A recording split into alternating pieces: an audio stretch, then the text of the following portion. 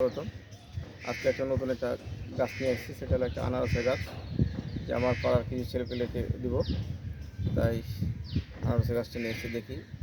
আসুন, সে আমার সে পাড়ার ছেলে, এর নাম হলো অভি চৌধুরী। আর একে সে আমি আনারসের গাছ দিচ্ছি। দেখুন যে আনারসের গাছ আমার নিজের হাতে সে গাছ তৈরি করা হয়েছে। আমার সে ছাদ বাগানের আনারস। আমি এবছর আনারস 4টা খেয়েছি, এবং গাছ আরও কয়েকটা পাড়ার ছেলেপেলেকে দিচ্ছি।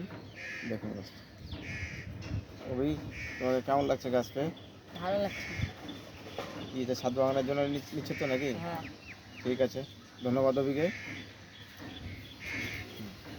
নাকি চলে আসছি, সে খুব বড় গাছ এবং ঝাপালো গাছ, সে আনারসের গাছটা।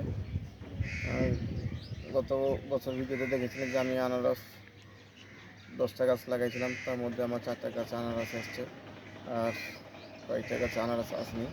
তো আমার পাড়ার ছেলেপেলে খুব একটু বায়না করছে যে আমি আনারসের গাছ নেবো। তাই আনারসের গাছ আমি নিয়ে এসেছি। 2টা আনারসের গাছ আমি 2জনকে দিব, এর বেশি আমি নিতে পারছি না।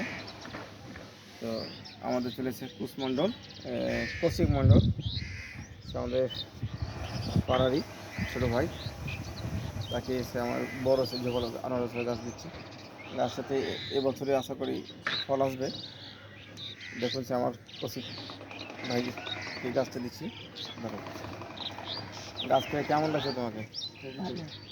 এটা কি ছাদ বাগানে লাগাবো না বাড়িতে? বাড়িতে লাগাবো। বাড়িতে মাটিতে? ঠিক আছে, খুব সুন্দর কৌশিক। বন্ধুরা, আমার ভিডিওতে যদি আপনার নতুন হয়ে থাকলে অবশ্যই সাবস্ক্রাইব করবেন। যারা সাবস্ক্রাইব করেছে তাদেরকে অসংখ্য অসংখ্য ধন্যবাদ।